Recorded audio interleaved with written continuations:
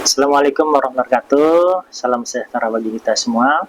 Perkenalkan, saya Zulfian SSMSI.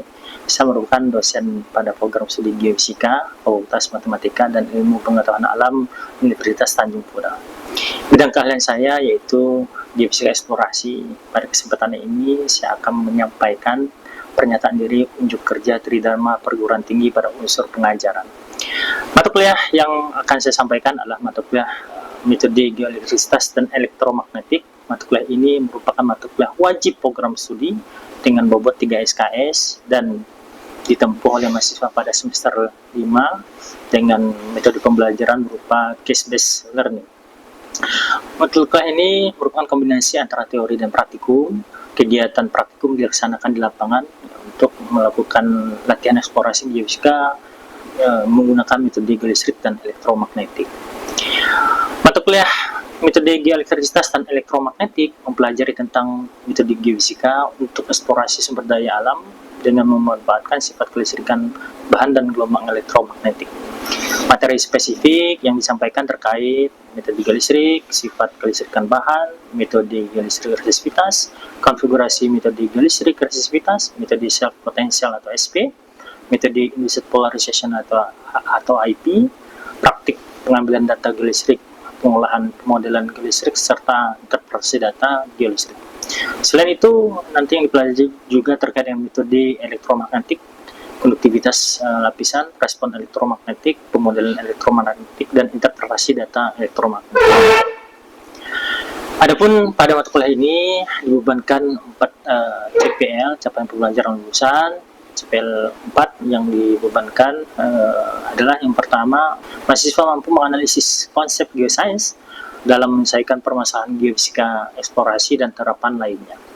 CPL berikutnya adalah mahasiswa mampu menyusun dan mengkomunikasikan hasil kerja dalam bentuk laporan atau karya sesuai dengan kaidah ilmiah dan menjunjung tinggi integritas akademik. CPL berikutnya adalah mampu mendesain dan melaksanakan eksperimen atau survei geosains untuk eksplorasi sumber daya alam, lingkungan, dan kebencanaan. Dan CPL yang terakhir yaitu mahasiswa mampu mengolah, memodelkan, dan menganalisis dan menginterpretasi data geosains. Adapun capaian pembelajaran untuk mata kuliah ini ada 7.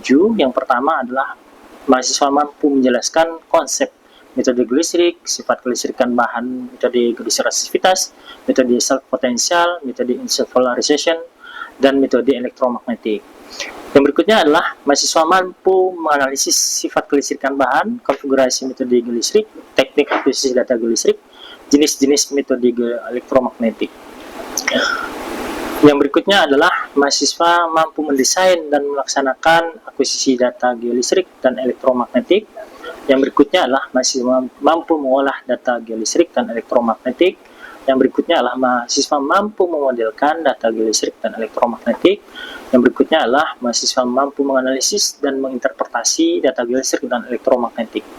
Dan yang terakhir adalah mahasiswa mampu untuk menyusun dan mengkomunikasikan hasil kajian dalam bentuk laporan sesuai dengan kaidah ilmiah dan menjunjung tinggi integritas akademik. Referensi yang digunakan pada perkuliahan ini berupa buku dan juga hasil karya tulis ya, hasil penelitian saya sendiri.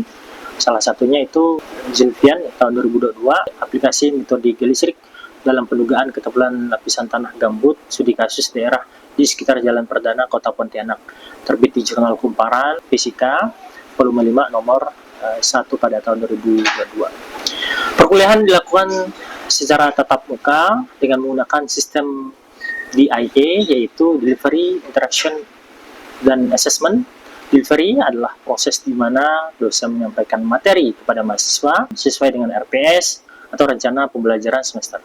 Interaction yaitu adalah proses interaksi antara dosen dan mahasiswa yang dibangun dengan menggunakan tanya jawab dan diskusi kelas. Yang terakhir yaitu ada assessment, adalah penilaian dan evaluasi yang diberikan oleh dosen kepada mahasiswa dalam bentuk penugasan, mengerjakan kuis, dan ujian.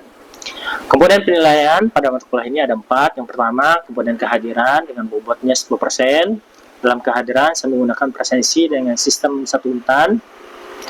Poin kedua adalah komponen penugasan dan kuis dengan bobot 30%. Yang ketiga adalah komponen ujian tengah semester dengan bobot 30%. Dan komponen terakhir yaitu komponen ujian akhir semester dengan bobot 30%.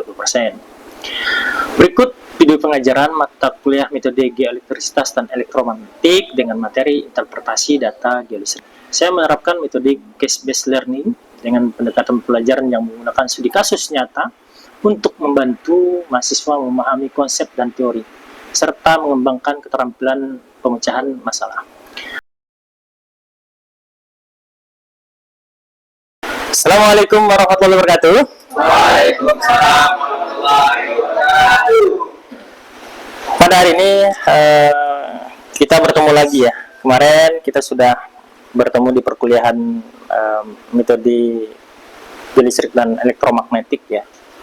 Kalian sudah membuat model ya. Terus kalian sudah berdiskusi ya, bagaimana membuat model yang baik seperti itu ya. Dari pertemuan yang sebelumnya, lagi bahkan kalian sudah mengambil data observasi ya. Jadi kalian sudah bisa langsung merasakan bagaimana mengimplementasikan ya teori yang kalian pelajari di perkuliahan langsung di lapangan, ambil data seperti itu. Kalian kalau ada kendala di lapangan itu seperti apa mengatasinya ya. Di situ kan, dan juga bisa berkomunikasi dengan tim karena kelompok ya kalian kemarin di lapangan ya. Pada hari ini kita akan berbicara terkait dengan interpretasi data geolistrik dari data observasi telah kalian lakukan. Tapi sebelum itu saya presensi terlebih dahulu. Ini ada yang tidak hadir pada hari ini? Hadir semua ya? Hadir semua. Jadi kebetulan hari ini kita akan berdiskusi kelompok.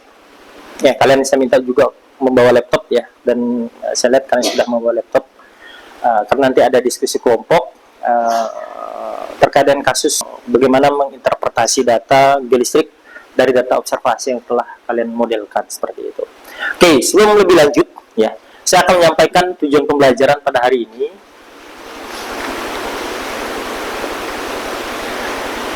Yang pertama nanti adalah mahasiswa mampu untuk menginterpretasi model resistivitas sesuai kaidah ilmiah.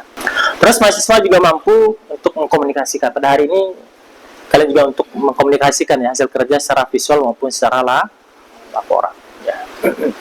Jadi nanti kalian setelah perkuliahan ini, nanti kalian saya minta untuk membuat laporan singkat juga ya, terkait dengan apa yang kalian presentasikan di hari ini. Apa yang kalian diskusikan di hari ini dibuat laporan, dan saya nanti bentuk laporannya adalah saya kirim ke e-learning di satu untan ya. Jadi kalian bisa akses di situ format laporannya seperti apa ya. Pengumpulannya adalah biasanya 1 pekan setelah pertemuan hari ini karena laporan singkat seperti itu. Oke, ini tujuan pembelajaran yang akan kita capai ya pada hari ini. Nanti kalian dibentuk kelompok yang kemarin ya, ngumpul, kalian presentasi setelah kalian berdiskusi terkait interpretasi data yang telah kalian lakukan nantinya. Oke, tapi sebelum mulai ya lebih lanjut, saya akan mereview beberapa hal ya terkait dengan pertemuan-pertemuan sebelumnya ke belakang. Dari gambar ini ya, kira-kira siapa yang bisa menjelaskan apa sih sebenarnya pemodelan ke belakang itu? Ya, silakan, Namira. Berdasarkan gambar yang ada di layar itu, inverse modeling itu adalah proses yang dilakukan untuk mendapatkan parameter model dari data observasi atau data lapangan yang telah diambil sebelumnya. Oke, tepuk tangan buat Namira. Tadi ada data observasi ya, disampaikan oleh Namira. Untuk memperoleh apa? Parameter model. Ya. Kalian kemarin sudah praktikum tuh, ya kan? Data observasi yang kalian peroleh itu apa saja? Ada? Beda potensial. Arus listrik. Seperti itu. Jadi untuk memperoleh apa nanti parameter model? Kemarin kalian sudah memodelkan salah satu output dari parameter model ya nanti resistivitas seperti itu ya. Yang di metode geolistrik itu outputnya salah satu adalah resistivitas. Selain nanti ada kedalaman, ada jarak, misalnya seperti ini contohnya ya, seperti yang kalian lihat kemarin. Ya, ini output dari model yang dilakukan. Nah, ini ada nilai resistivitas seperti yang kalian lakukan kemarin. Di sini kemarin kalian melihat bahwa ada data observasi, ada data kalkulasi, ada data hasil inversi. Nah, ini parameter modelnya yang dimaksud Namira tadi yang seperti ini. Ada nilai resistivitas, ada kedalaman, ya ini kedalaman sungguh, dan ini ada jarak. Oke, pada hari ini tadi saya sampaikan kita akan menginterpretasi data ya, geolistriknya. Saya sebelum kalian nanti berdiskusi kelompok, ya, saya akan sedikit menyampaikan terkait dengan apa sesungguhnya itu interpretasi data. Interpretasi data itu apa? Interpretasi data adalah proses memberikan makna pada data yang telah dikumpulkan dan dianalisis.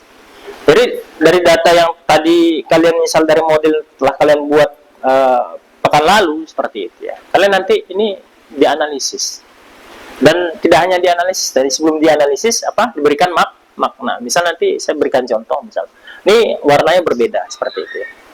Itu kita yang kalian coba analisis yang data hasil inversi, karena data hasil inversi ini merupakan data yang diasumsikan sebagai data sebenarnya yang mewakili ya kalau kita berbicara lapisan bawah permukaan tanah, yang mewakili lapisan bawah permukaan tanah. Jadi kita interpretasi berdasarkan nilai, di sini ada resistivitas, satuannya ohmmeter seperti itu ya. Jadi nanti kalian melihat bahwa misalnya ada perbedaan warna itu menunjukkan dugaan kita itu menunjukkan ada perbedaan lapisan tanah seperti itu ya. Jadi ini akan yang kalian coba ya interpretasi nanti. Jadi kalian apa memberikan makna. Tadi maknanya itu seperti apa? Warna merah misalnya, nilainya resistivitas berapa? Misal 100 ohmmeter. Itu nanti merujuk pada lapisan apa misalnya. Ya. Terus kedalamannya berapa meter dan seterusnya. Ya, dianalisis seperti itu. Oke. Terus kita bisa dari data yang ada itu, misal kita bisa melihat pola mungkin dari bisa tren atau hubungan dalam data ya. Untuk apa? Menarik kesimpulan dalam proses interpretasi. Kalian mungkin pernah melihat proses interpretasi ini membaca jurnal ya. Ataupun kalian hadir di seminar senior kalian, seminar hasil ya, seperti itu, melihat bagaimana orang melakukan interpretasi data ya, kalau spesifik data geolistrik seperti itu ya. Ada beberapa lapisan misalnya dari berdasarkan perbedaan nilai resistivitas seperti itu. Oke. Terus dari interpretasi yang ada nanti kita bisa membuat keputusan ya, bahkan itu bisa dimanfaatkan untuk apa? Untuk kita membuat keputusan ataupun bahkan rekomendasi. Ya, terkait dengan apa ya? Nanti kalau misalnya kalau kita di tanah gambut untuk kebijakan pembangunan misalnya di tanah gambut misalnya, ataupun kalau kalian misal melihat pembangunan jalan di sekitar kampus dulu, itu kan ada di apa? Dikerok ya, tanah gambut yang dikerok ya. Dengan kita mengetahui lapisan tanah gambut berdasarkan metode geofisika, ya kita bisa merekomendasikan kira pengerukan berapa dalam. Bahkan kita bisa mengestimasi misal volume tanah timbunan itu nanti berapa besar, berapa banyak, sehingga bisa digunakan untuk apa? Untuk mengestimasi berapa biaya dari pekerjaan yang sedang dilakukan seperti itu. Itu manfaatnya ke sana.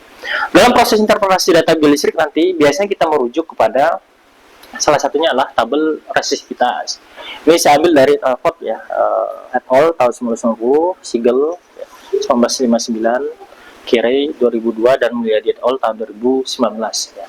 Di sini dapat kita lihat bahwa sesungguhnya nilai resistivitas itu bervariasi. Ya, bahkan ada yang overlap. Begitu ya. Misalnya kita dapat lihat Lempung, Lanau, Gambut itu bahkan ada nilai mungkin yang overlap. Di sini ya 1 sampai 100 itu ada 50. Ada 80. Di sini 10 sampai 200 juga ada 80 seperti itu. Di tanah gambut ya ada 50 sampai 800, itu berarti juga ada 80 ya, ada yang overlap. Bagaimana nanti kita bisa melakukan interpretasi data geolistrik dengan nilai resistivitas yang bervariasi dan bahkan overlap. Salah satu kita bisa merujuk nanti adalah selain nilai resistivitas, kita bisa merujuk data geologi. Data geologi tempat penelitian. Kalian kemarin sudah yang mengambil data di sekitar kampus. Pasti yang kita rujuk adalah peta geologi Pontianak ya. Seperti itu. Biar apa? Memudahkan kita untuk menginterpretasi. Karena rujukan biasa itu salah satunya adalah merujuk pada peta geologi. Ya. Geologi tidak bisa melihat misalnya kedalaman ini berapa ya, gambut misalnya. Kalian bisa lihat misalnya di peta geologi Pontianak itu ada gambut, ada pasir, ada lumpur gitu. Tapi tidak bisa melihat berapa ketebalan kedalamannya. Dengan metode geolistrik yang kalian lakukan buat model kemarin, itu kalian bisa menginterpretasi. Dan itu yang kalian lakukan pada hari ini. Ya. Yang kalian amati kemarin pada saat di lapangan itu kan kita lahannya lahan gambut. Pasti nanti kalian mungkin menginterpretasi salah satunya itu ada tanah gambut. Nilainya berapa? Ada referensi ini dari Pak Mulyadi et al. Ini 50 sampai 800 meter. Dan ini bisa menjadi rujukan misalnya. Karena dia berada di permukaan, berarti mungkin nanti dari permukaan sampai ke dalam tertentu itu bisa berubah tanah gambutnya. Ini mungkin contoh ya. Ada yang lain juga, ini dari kita yang lain ya. Ada jenis batuan beku, batuan sedimen, batuan metamorf, bahkan ada air dan tanah seperti itu ya. Itu bisa digunakan untuk merujuk bagaimana kita melakukan interpretasi data geolistrik. Ini contoh menginterpretasi misalnya. Ini kebetulan dulu riset saya seperti itu ya dengan tim. Ini kebetulan kita mengidentifikasi ketebalan tanah gambut dan lokasi memang di Pontianak seperti itu. Di sini kelihatan misalnya. Ini kebetulan sudah saya buat interface antara gambut sama non gambut. Ya.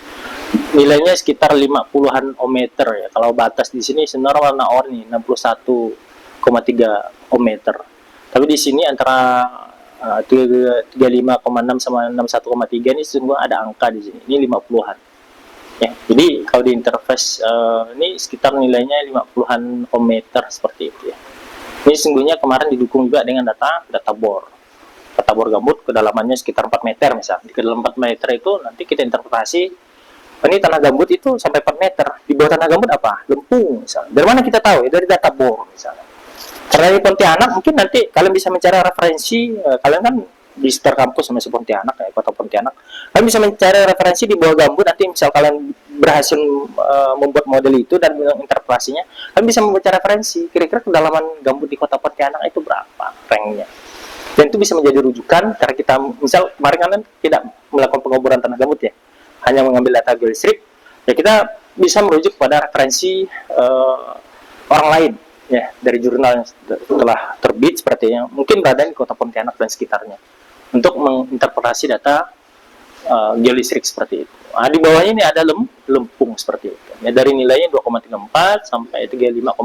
Ya, di sini juga dibuatkan tabel begitu. Kira-kira berapa nilai resistance untuk tanah gambut dan berapa juga nilai resistance untuk lempung seperti itu. Jadi sesungguhnya lebih baiknya nanti ada data validasi. Data validasi berupa data apa? Data bor. Ya. Tapi kan kita kadang menyesuaikan ya. Karena itu praktikum kemarin ya. Kita fokusnya ke survei geolistrik.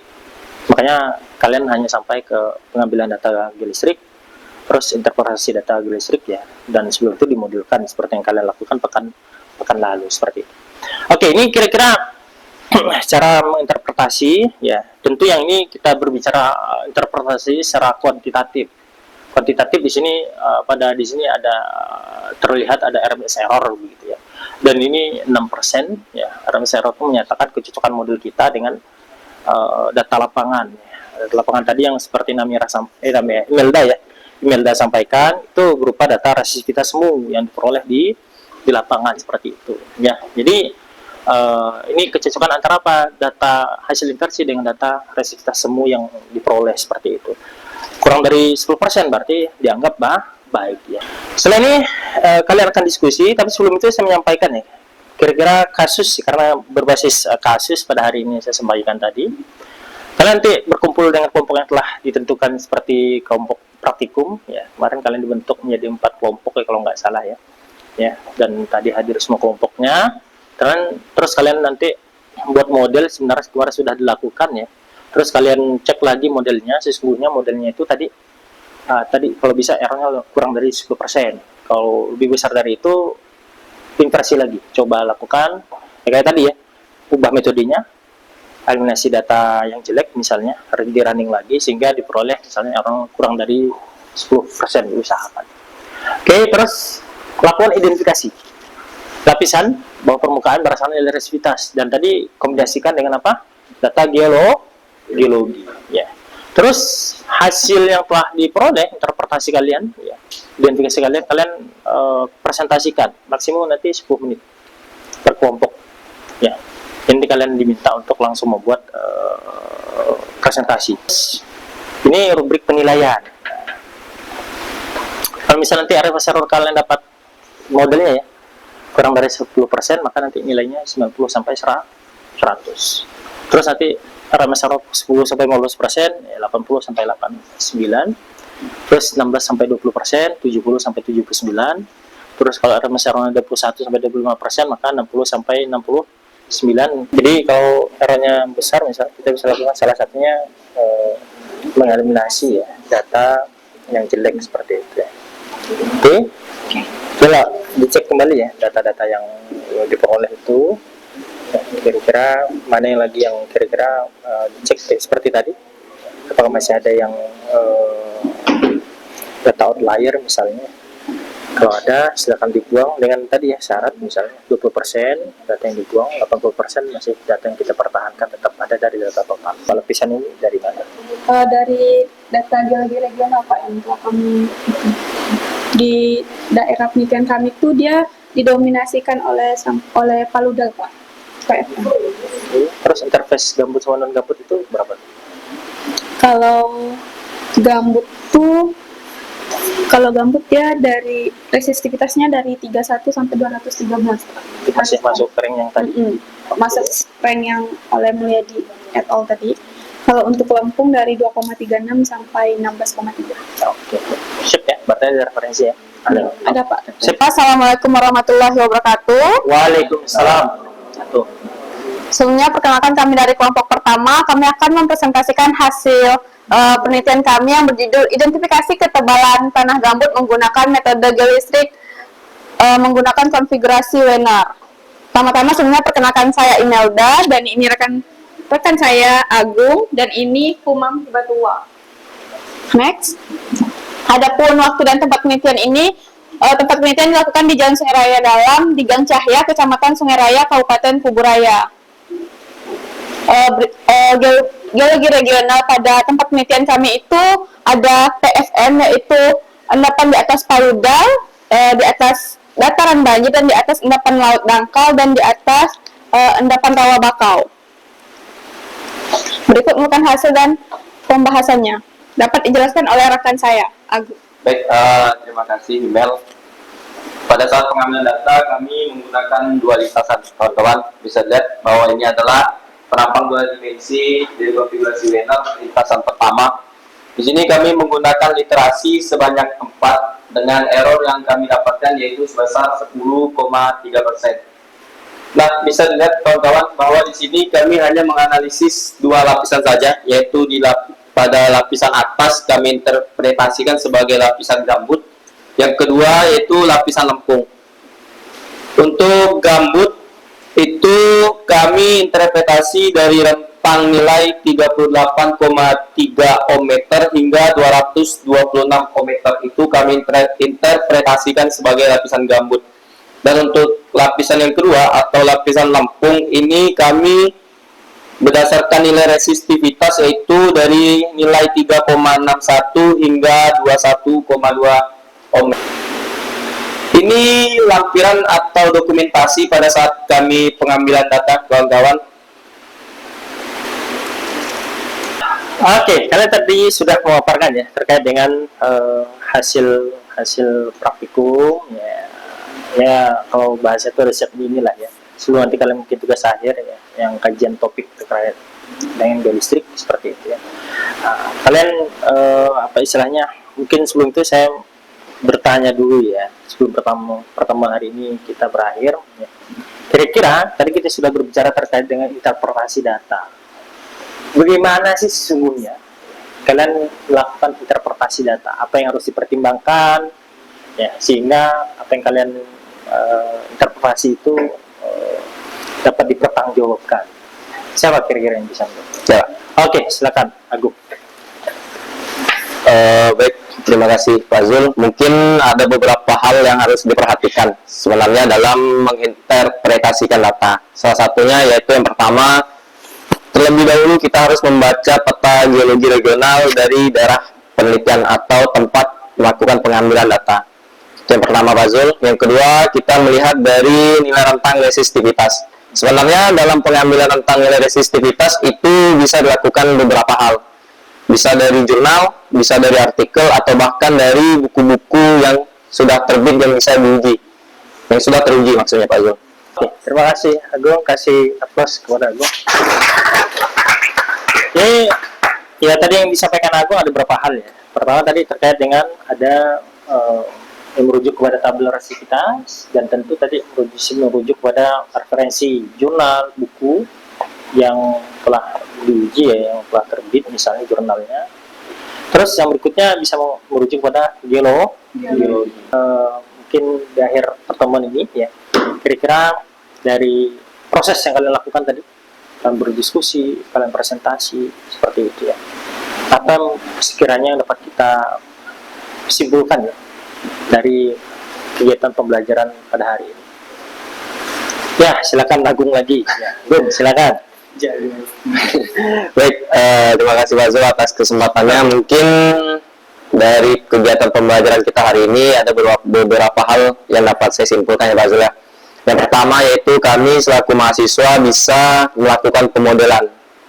Yang pertama, nah yang kedua itu kami bisa membaca atau menginterpretasi data sesuai kaidah-kaidah ilmiah dari ilmu geofisika yang berlaku. Itu sih Pak Zul dari saya. Oke, berarti bisa memodelkan dan bisa menginterpretasi data. Oke, terima kasih kepada Agung ya atas penyampaian kesimpulan dari pembelajaran ya, pada hari yang kita lakukan. Semoga apa yang kalian lakukan ya pada hari ini bisa dimanfaatkan ya. Siapa tahu nanti mengambil tugas akhirnya terkait dengan metode geolistrik. Jadi kalian bisa memanfaatkan ya, pada proses pembelajaran ini ya, dari praktikum bagaimana mengoperasikan alat kemarin ya beberapa pekan yang lalu, terus kalian bisa memodelkan nanti kalau misalnya ada error yang besar, kalian bisa langsung kira-kira mengevaluasi misalnya, dan bisa mengecilkan errornya dengan melakukan ya pembuangan data ataupun kita menggunakan metode yang berbeda untuk melakukan proses interpretasi. Terus kalian juga sudah melakukan tadi ya interpretasi data, sehingga apa nanti kalian dalam proses menganalisis dan juga dalam proses interpretasi tadi ya, kalian sudah mendapat gambaran kira-kira bagaimana tahapan untuk melakukan interpretasi data dengan baik dan benar. Oke, terima kasih atas segala perhatiannya pada hari ini. Saya mohon maaf jika ada salah kata ya, perkataan perbuatan pada hari ini. Kita bertemu lagi pekan depan. Saya akhiri, assalamualaikum warahmatullahi wabarakatuh. Selamat siang semuanya. Waalaikumsalam warahmatullahi wabarakatuh. Siang Pak.